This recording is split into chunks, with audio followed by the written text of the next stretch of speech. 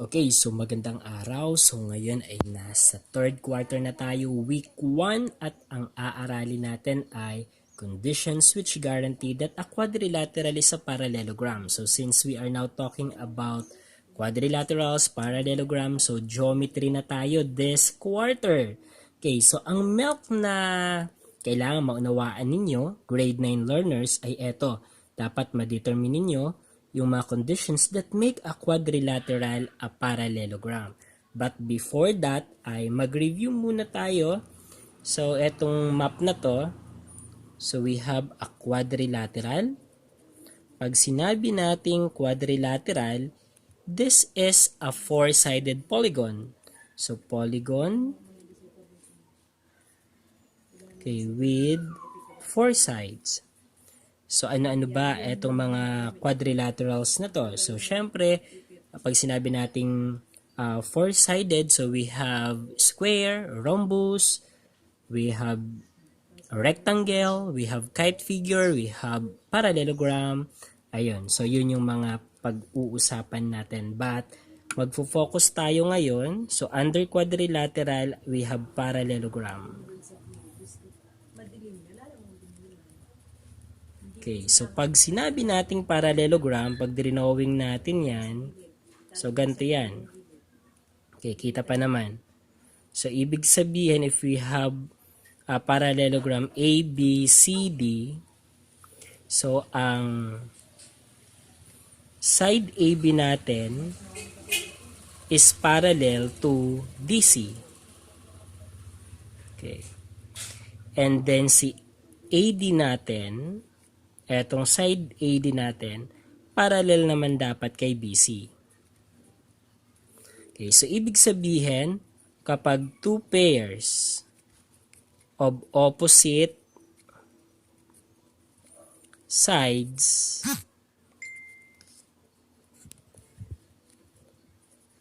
are parallel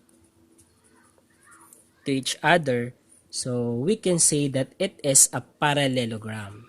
Okay, so under the parallelogram, so etong parallelogram na yan, so meron tayong dalawa na alam ko kabisado natin to. So una, we have rectangle.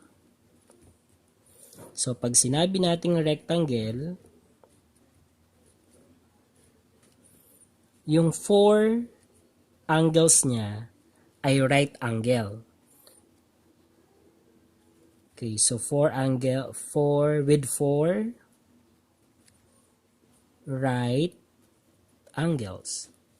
At kapag right angle, ibig sabihin, ang measure ng angle na yan ay 90 degrees. So, lahat ng yon ay 90 degrees. So, that is the characteristics of a rectangle. So, yung 4 angles ay right. Okay, and then, aside from that, meron din tayong tinatawag na rhombus. Okay, ang rhombus naman natin, ang characteristics naman nito, so, four sides are congruent. Okay, four sides are congruent. So, ibig sabihin, so, itong side na to, sa side na to, sa side na to, sa side na to, ay pare-pareho ang haba niyan. So, kung ito ay 5 cm, ito ay 5 cm din, ito ay 5 cm din, 5 cm din. So, lahat ng sides ay magkakasing haba, kaya siya ay rhombus. So, yun yung definition or characteristics ng rhombus natin. Okay, and then, kapag pinagsama natin si property ni rectangle at ni rhombus, magkakaroon tayo ng square. Okay, so ang square natin, okay, so all sides are congruent. All angles are congruent. So, ito ay 90, 90, 90, 90 degrees.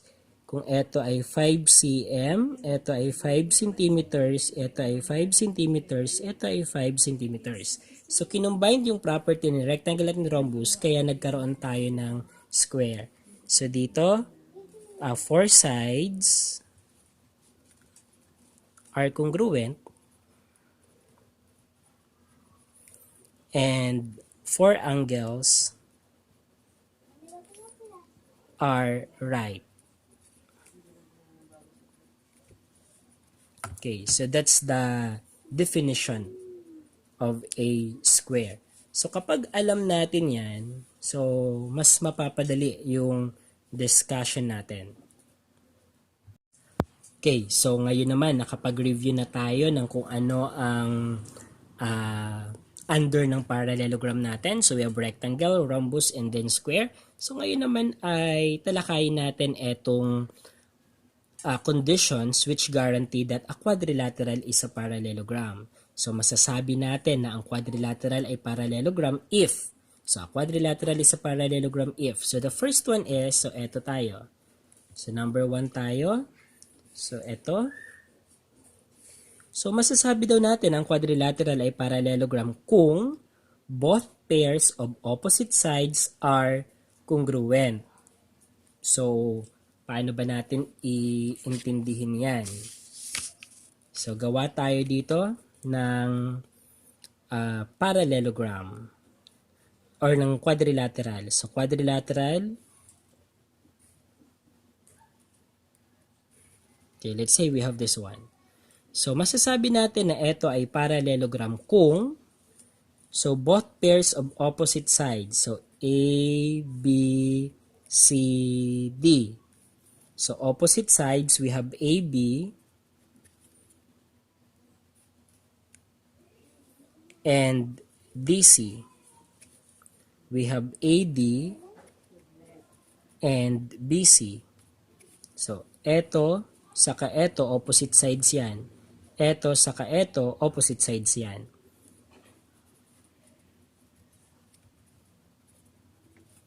Okay. So, kung congruent sila, so let's say ito ay 10 meters, ito ay 10 meters din, ito ay 5 meters, ito ay 5 meters din. So kung ito saka ito ay congruent, same ang haba, ito saka ito ay congruent, same din ang haba, masasabi natin na parallelogram siya. Okay, another one ay, so paano sir kapag ganito? So, ito ay 5 cm, ito ay 5 cm, ito ay 5 cm, ito ay 5 cm. Ito po ba ay parallelogram din? Yes. So, parallelogram pa rin to. Kasi kung titignan natin, ito, saka ito, opposite side siya, congruent siya. Ito, saka ito, opposite side siya, congruent din siya. So, therefore, so yung rectangle at yung square natin, or yung rhombus natin, ay parallelogram. Diba? So, kanina, nabanggit na din naman natin yun eh. So, yun lang. Yun yung isa sa titignan natin para masabi natin na yung quadrilateral na yun ay parallelogram. Okay, number 2 tayo. So, number 2 natin ay ito. Okay, both pairs of opposite angles are congruent. So, dito naman ay yung angles naman. Okay. Gawa ulit tayo ng quadrilateral. So, kung ito ay 90, ito ay 90, so, angle A, B, C, D. Okay. So, ito, angle A and angle C are opposite angle. So, opposite angles yan. Another pair ay angle B and angle D. So, ito naman, saka ito. So, opposite angle din yan. So, kung ang angle A saka angle C ay 90, opposite angles, congruent siya, at etong B din at D ay 90 rin, opposite angle, the same siya, masasabi natin na ang quadrilateral ABCD ay isang parallelogram. Ayan.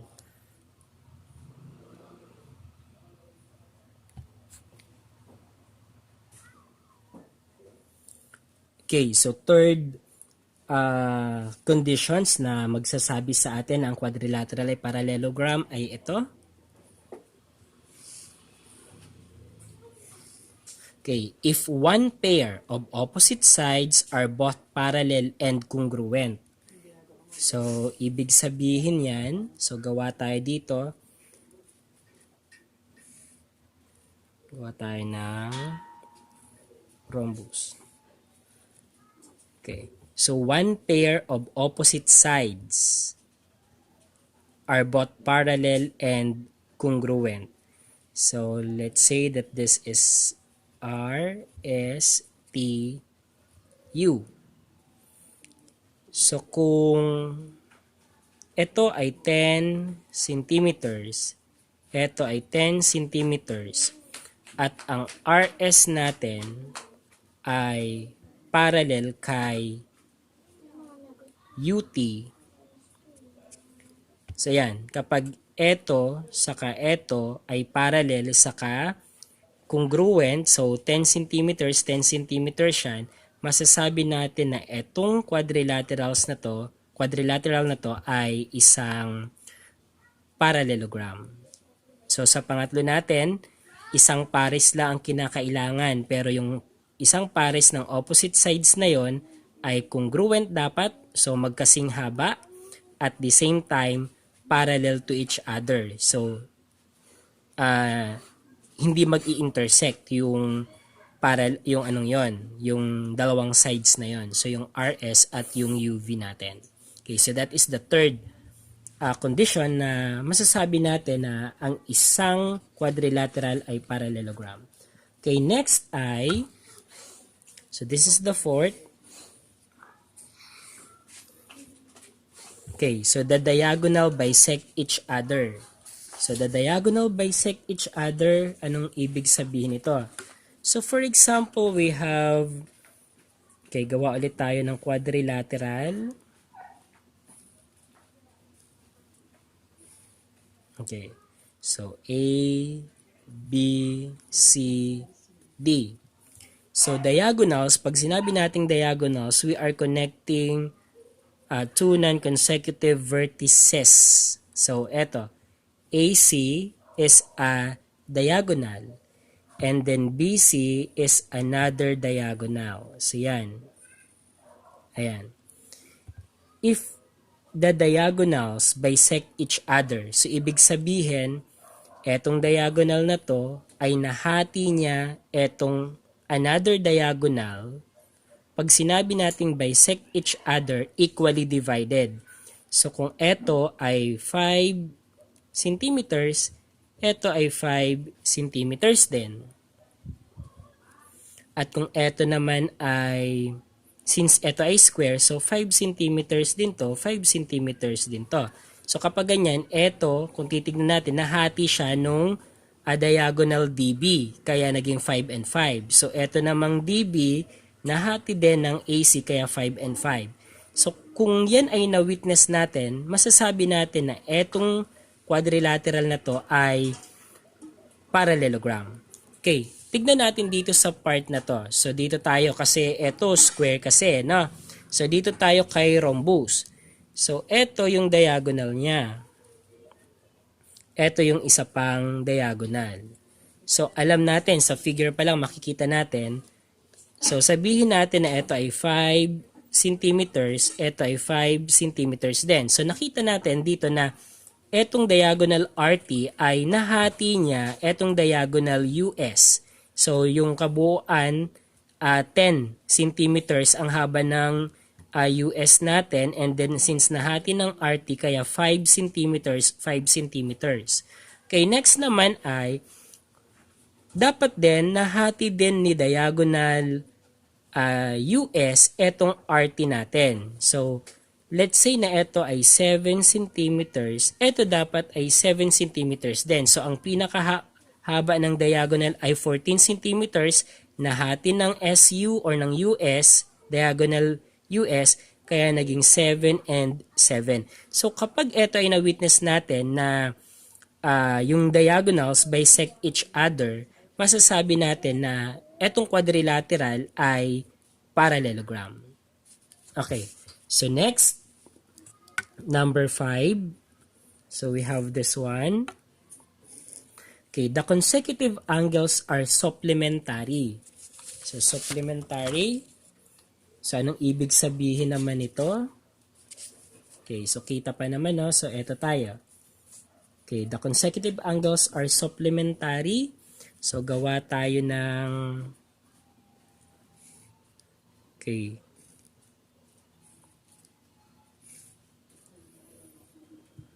Okay, pag sinabi natin consecutive angles, magkasunod. So kung ito yung angle na sinasabi natin, so A, B, C, D. So angle A and angle B are consecutive angles. Okay, magkasunod yan. So A and B, magkasunod yung angle na yan. Yung B and C magkasunod din. Yung C and D magkasunod din. Yung D and A, consecutive angles din. So, kung yung dalawa daw na yan ay supplementary, masasabi natin na etong quadrilateral na to ay parallelogram. So, pag sinabi nating supplementary, pag inad etong dalawa, dapat ay 180 degrees. So, let's say na etong angle B natin ay 110. Si angle A dapat ay 70 degrees. So, pag inad natin siya, 180. So, kung yan ay mawi-witness natin na etong magkasunod na angle sa quadrilateral ay pag inad ay 180 degrees, supplementary siya, masasabi natin na etong quadrilateral na to ay parallelogram. So kung ito ay 110, ito ay 70 degrees. At ito naman ay 110 degrees. So dito parang babalik tayo dun sa nauna nating natalakay, no? So opposite angles, two pairs of opposite angles are congruent. So 110, 110. 70-70, 'di ba? So parang bumalik lang tayo doon. So eto kinuha lang siya doon sa mga nauna nating conditions na natalakay. Ayan. Okay, so ngayon naman ay sa second mock tayo. So use the properties to find measures of angles, sides, and other quantities involving properties. So dito ay gagamitin natin itong mga properties ng parallelogram para mahanap natin yung mga measures ng angles, ng sides, or ng kung ano pang pinapahanap na quantity dito sa problem na mai-encounter natin. So, talakayin muna natin ang properties of parallelogram. So, ibig sabihin, ito yung mga present kay parallelogram, ma-observe natin kay parallelogram. So, kanina, tinalakay natin yung mga conditions na nagpapakita na ang quadrilateral ay isang parallelogram. So, eto, hawig lang din ito doon. Medyo may nadagdag lang na ilan. Okay, so una, any two opposite sides are congruent. So, ibig sabihin yung pair of opposite sides ng parallelogram ay congruent. Okay, so paano natin ipapakita yan? So, mag-try tayo mag-solve na ginagamit yung properties of parallelogram. Okay. So, eto. Okay. So, we have an illustration. Then, sabi dyan, given that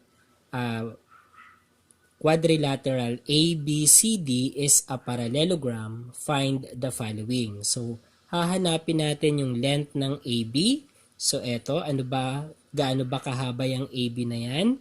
Yung DC, okay, and then AD at BC. Okay, so masasolve natin yan sa pamamagitan ng understanding natin sa properties of parallelogram number 1 na any two opposite sides are congruent if it is a parallelogram. So, ibig sabihin, eto daw, so eto, yung AB natin sa DC ay opposite sides yan. So, dapat congruent sila. So, kung congruent sila, they are equal. So, ilalagay natin dito. So, isolve natin. So, para ano natin. So, AB is congruent to DC since they are opposite sides. Since they are congruent, AB is equal to DC. So, ang sukat nila ay magkasing haba. So, by substitution, si AB ay 4x plus 9. Si DC naman ay 7x minus 6. So, ano ang unang gagawin dito? So, since nakagawa tayo ng equation, isusolve natin yung x. So, solve for x tayo dito. So, solve for x. So, yung 7x transpose natin sa kabila. So, magiging 9 is equal to 7x minus 4x. So, nagpalit ng sign since tumawid ng equal sign. Then, dito, minus 6. So, next ay yung negative 6 naman, tawid natin dun sa kabila. So, magiging 9. Si negative 6 magiging plus 6. And then, eto naman, i-operate na natin to. 7x minus 4x, that is 3x. Ayan, kasi 7 minus 4, 3. Then, copy the,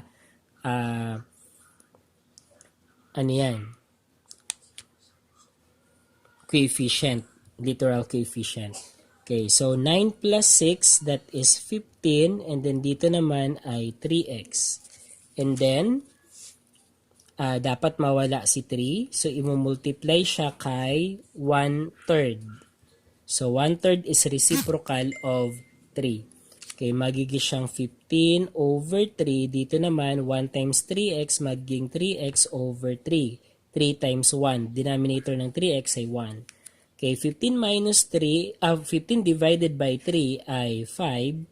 Samantalang ito, 3x divided by 3, makakancel yung 3 kasi 3 divided by 3 ay 1, so matitira si x. So, ang value ng x natin ay 5. Hindi pa yan ang haba ng ating AB or ng DC. So, ano ang gagawin? Isa-substitute natin siya doon sa AB natin at sa DC natin. So, AB,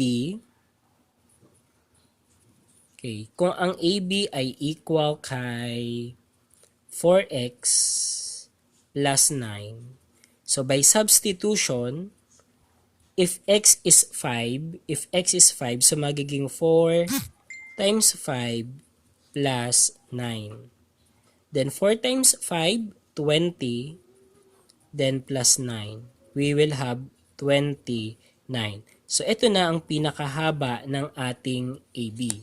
So, ibig sabihin, ang AB natin ay 29. Okay, so 29 units. Okay. Okay. Kung ang AB natin ay 29 units, ang DC natin, ibig sabihin ay 29 units din. Kasi, sila nga ay congruent. Ayan. Okay, next. Paano naman natin kukunin ang haba ni AD at ni BC? So, si AD saka si BC ay opposite sides and dapat sila ay congruent. Diba? So, isusolve din natin siya. Okay, may lugar pa ba tayo? So, solve natin dito sa gilid. Okay. So, we have AD is equal to BC. Ang AD natin ay 2x plus 4. Ang BC natin ay 3x. Okay, so nagkaroon tayo ng equation ngayon. So from this equation, so solve for x tayo. Okay, solve for x. So si 2x tawid doon kay 3x. So magiging 4 is equal to 3x minus 2x. Naging minus 2x siya kasi dito plus 2, positive 2x siya. And then operate natin 3x minus 2x, that is x na lang kasi 3 minus 2, 1. Then just copy the numerical coefficient. So, ang value ng x natin ay 4. Hindi pa yan ang haba ng AD. Value pa lang yan ng x natin. And then, ang AD natin ay represented siya ng 2x plus 4. Kung ang x natin ay 4, ipapalit natin, isa-substitute natin siya dito sa x na to. So, 4, then plus 4. So, 2 times 4, 8, plus 4, 8 plus 4, that is 12. So, ibig sabihin, ang AD natin ay equal to 12 units. So, AD is 12 units. Okay. Kung ang AD natin ay 12, ang BC natin ay 12 din dapat kasi sila nga ay congruent. So, etong BC natin ay 12 din. Okay. So, pwede rin naman mag-substitute. So, 4 times 3, 12. Pero, kung alam mo yung relationship ng dalawa, kahit hindi na. So, okay na yon since alam mo yung property ng parallelogram. Okay, so pangalawang property tayo ng parallelogram. So, any two opposite angles are congruent. So, opposite angles naman ngayon. So, eto. So, dito natin siya i-apply sa pag-solve nito. So, we have the illustration and then given that quadrilateral ABCD is a parallelogram, find the following. So, hahanapin natin ang measure of angle B. So, eto. Measure of angle C and then measure of angle D.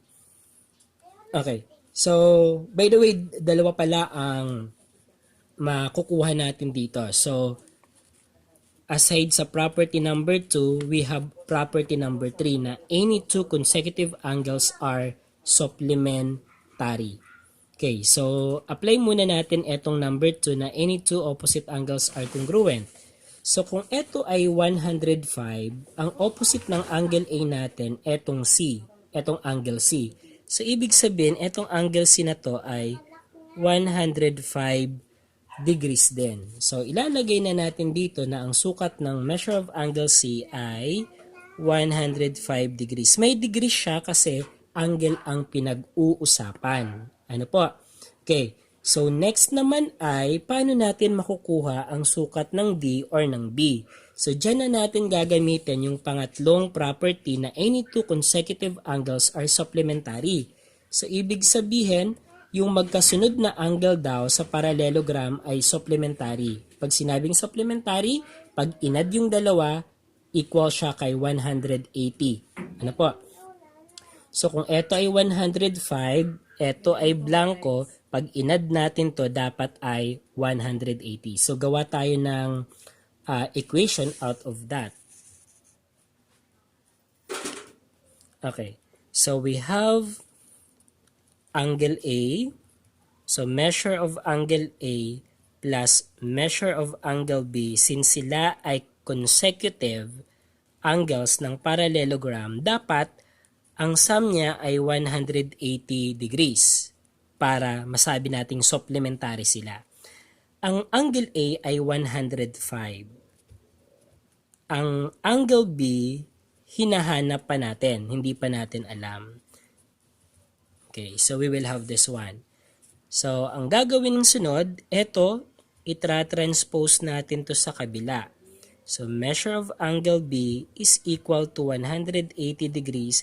Pag nilipat sa kabila, minus 105 degrees. Ayan. And then, i-operate natin yan.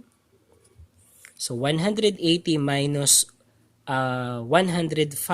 So, what is the answer? So, 180 minus 105. So, ito magiging 10. Ito magiging 7. 10 minus 5. That is 5. And then, 7 minus 0 is 7. 1 minus 1 is 0. So, ibig sabihin, 75 degrees. So, ito, 75 degrees siya. So, measure of angle B natin ay 75 degrees. Okay, kung ilalagay natin siya dito, kung ang measure of angle B natin ay 75 degrees, ano kaya ang sukat or measure ng angle D natin? So, ang angle B sa ka-angle D natin ay opposite angles. At yung Number 2 property natin, opposite angles are congruent in a parallelogram. So, ibig sabihin, kung congruent yan, ito ay 75 degrees din. So, ang angle din natin ay 75 degrees din. Okay, so sana yung nakuha. Okay, sunod naman na property na gagamitin natin ay yung number 4, the diagonals bisect each other. So, pag bisect each other, ibig sabihin, hinahati nung isang diagonal yung another diagonal. So, pag sinabing bisect, equally divided yung pagkakahati.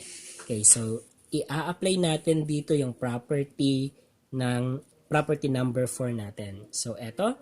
So, given that quadrilateral ABCD is a parallelogram, AE, so ang AE daw natin ay 8. So, ito daw ay 8 centimeters.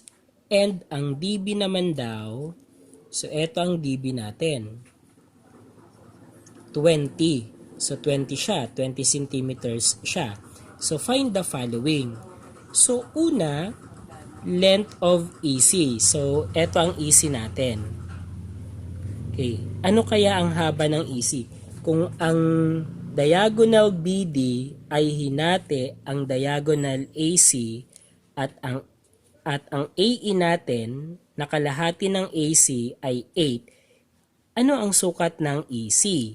So ang EC natin, yan dapat ay 8 centimeters din. Kasi dapat equal etong AE saka etong EC kung etong DB ay binisect niya yung diagonal AC. Okay, next. Length of CA. So, ano naman ang haba ng ating CA? Ang CA natin ay ito.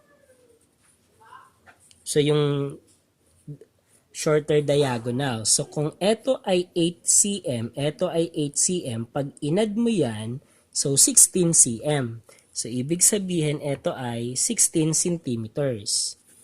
Okay? So, sana yung nasusundan. Okay, next naman ay length of EB. So, eto, length of EB. So, sa length of EB, so given na ang DB ay 20. So, ang DB natin, ito. Ito ay 20. So, kung 20 ito,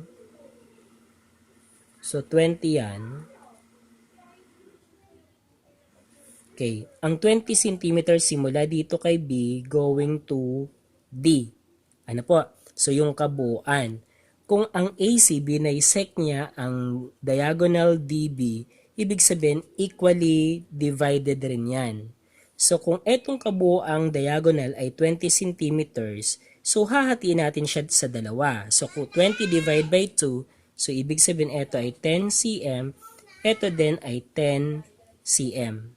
So, length of EB, so ang EB natin ay ito, so that is 10 cm, kalahati ng 20. Length of DE, so ang DE natin ay ito, so that is also 10 cm. Okay, so last property ng parallelogram na dapat na alam natin ay ito. A diagonal of a parallelogram forms two congruent triangles. So, eto medyo confusing pero sana ay matutunan ninyo sa pamamagitan nito. Okay, so apply natin ang number 5 property ng parallelogram dito sa problem na to. So, sinasabi na a diagonal form two congruent triangles in a parallelogram. Okay. So, dito sabi, given quadrilateral ABCD sa parallelogram. So, yan ay parallelogram. Triangle CDA is congruent to blank. Ayan.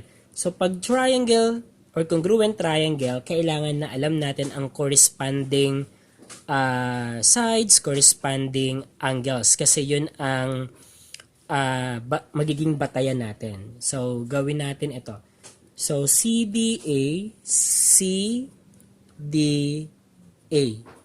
So, kung CDA yan, ibig sabihin, we have this CD. Okay. Ito. Okay. So this CD is correspond to AB. Ito, congruent yan dito. So dito naman ay okay, BA tayo.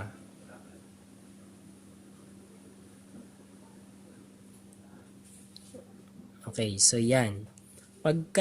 Okay, CDA. Pagkatapos ito naman, congruent yan dito.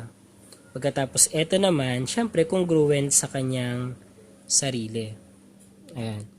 So, paano ba natin makukuha yung tamang triangle? Okay.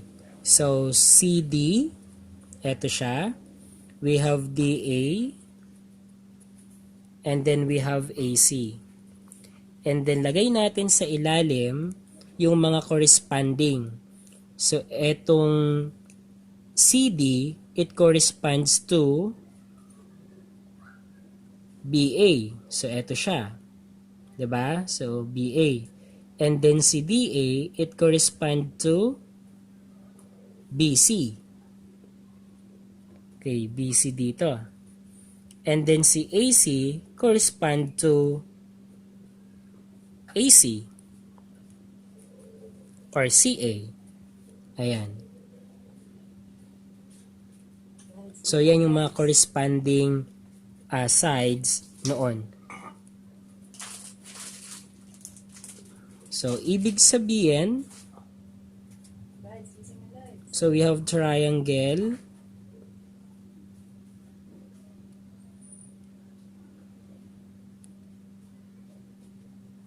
okay, A, B, C. So, AB, okay, eto muna. Pagkatapos ito, and then ito. So, A, B, C. So, we have here triangle A, B, C. Okay. So, next, try natin etong pangalawa. So, given that quadrilateral W, X, Y, Z is a parallelogram, so triangle W, X, Y is congruent to, so eto, congruent yan dito. Pero, dapat ay malaman natin yung corresponding angle. Ano po? So, etong angle na to, it will correspond to this angle. So, si W, it will correspond to Y. Okay, next ay si X, it corresponds to Z. And then si Y, it corresponds to W. So we have triangle Y, Z, W. Okay, yung question dito, sir, tama pa rin po ba kapag na-interchange ito W, Z, Y? Triangle W, Z, Y. Tama pa rin po ba yun? Mali. So dapat ay ma-identify mo yung corresponding angles, yung corresponding angles ng W, ng Y, at ng X at ng Y para makuha natin yung tamang triangle na congruent doon sa given. Ayan.